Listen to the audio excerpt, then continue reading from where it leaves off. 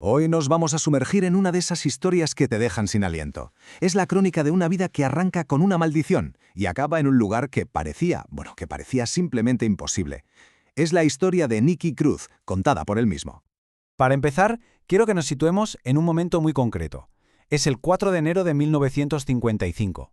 Un chaval de 15 años, puertorriqueño, lleno de rabia, baja de un avión en Nueva York y sin pensárselo dos veces, echa a correr por la pista helada.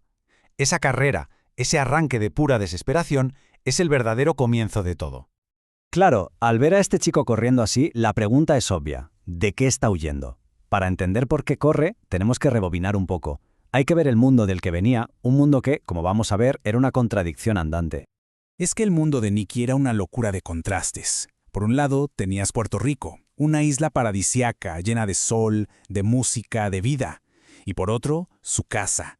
Un lugar oscuro dominado por la brujería, los rituales, un olor a incienso constante y, sobre todo, un miedo que lo llenaba absolutamente todo. Pero la herida más bestia, la que lo marcó a fuego, vino de su propia madre. Un día, en mitad de un trance, lo señaló y soltó esa frase, una maldición terrible, diciéndole que no era hijo suyo, sino del diablo. Imaginaos, esas palabras se le clavaron en el alma y se convirtieron en la identidad que arrastraría durante años. Y aquí viene algo que es casi profético. Fue su padre, en un momento de esos raros de lucidez, quien le contó la leyenda de un pajarito. Un pájaro que no tiene patas, que nace ya volando y que no aterriza hasta el día de su muerte. Ese eres tú, Nicky, le dijo. Estarás huyendo siempre. Y esa huida, esa carrera sin fin, lo llevó a Nueva York. Al llegar, su hermano Frank se lo dejó muy claro. Nueva York es una selva, y aquí solo hay una ley, la del más fuerte. O sobrevives o te comen. Y Nicky, desde luego, no estaba dispuesto a que se lo comieran. Y vaya si sobrevivió. Su ascenso en ese mundo fue brutal y rapidísimo. En muy poco tiempo, ese chaval asustado que corría por la pista del aeropuerto se había transformado en el líder de los Mau Maus, una de las bandas más peligrosas y violentas de toda la ciudad.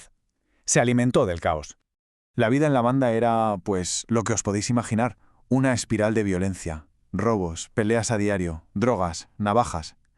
Pero lo más curioso es que después de su primera pelea, una muy sangrienta, sintió algo que no había sentido en su vida, que pertenecía a algo. En medio de todo ese horror, había encontrado una familia.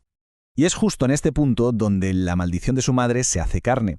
Nicky abraja por completo esa identidad y se convierte a ojos de todos en el hijo del diablo que tanto temían. Su reputación llegó a tal extremo que, fijaos, estas son las palabras que le dedicó un juez en un tribunal. Lo llamó animal perro rabioso. Y esa era la imagen que Nicky proyectaba. Un ser que parecía vivir solo para una cosa, odiar. Pero claro, toda esa fachada de tipo duro, esa coraza de violencia, por dentro era otra historia completamente distinta. Un auténtico infierno. Las pesadillas lo machacaban cada noche. Se despertaba gritando, empapado en sudor, consumido por la culpa y, paradójicamente, por el mismo miedo que él provocaba en los demás. Y hay un momento, un detalle muy pequeño pero que lo dice todo, que revela esa grieta en su armadura. Un día, en una calle asquerosa, ve un globo rojo, algo puro y solitario en mitad de la suciedad, y por un instante siente pena por el globo, porque en ese objeto perdido se ve a sí mismo. Y justo ahí, en ese pozo de odio y soledad, aparece alguien que no encaja para nada en ese mundo. Un predicador flacucho llamado David Wilkerson, que venía armado con un mensaje para el que Nicky no tenía ningún tipo de defensa. Cuando Wilkerson se le acerca por primera vez y le dice «Jesús te ama», la reacción de Nicky es la de siempre, atacar. Lo amenaza, le escupe, le suelta todo el veneno que lleva dentro. Era el único lenguaje que conocía, su mecanismo de defensa. Pero la respuesta del predicador, eso sí que no se lo esperaba, le rompió todos los esquemas. En vez de miedo, en vez de violencia, le devuelve un amor incondicional, a prueba de bombas. Nicky nunca se había enfrentado a algo así, no sabía cómo pelear contra eso, y su coraza de odio empezó a agrietarse. Aquel encuentro fue como una bomba. Inició una guerra dentro de él, una batalla brutal entre años y años de odio acumulado y ese mensaje de amor que no podía quitarse de la cabeza. Una batalla que solo podía terminar de una manera, con la muerte de lo que había sido hasta entonces. Y el combate final no fue con navajas en un callejón, no, fue en un mitin. Nicky fue allí con toda su banda, con la idea de reventar el acto, de liarla. Pero mientras escuchaba al predicador hablar de perdón, algo dentro de él se rompió. Y en un momento de vulnerabilidad total, el pandillero más temido de Brooklyn se rindió. La prueba más clara de que algo había cambiado de verdad, de forma radical, llegó esa misma noche.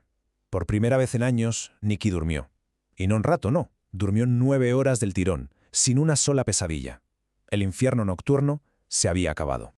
Aquello fue, literalmente, el principio del fin de su desierto personal.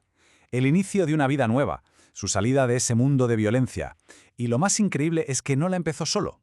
Porque las palabras están muy bien, pero los hechos son otra cosa.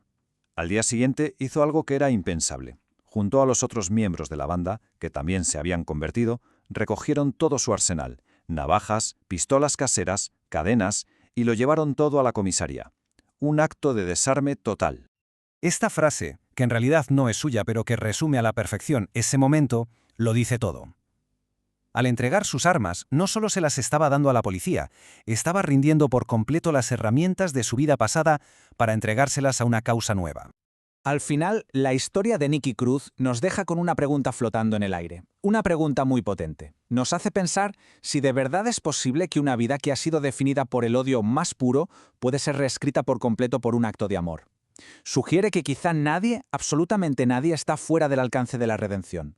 Y que a veces el arma más poderosa no es un puño, sino una mano tendida.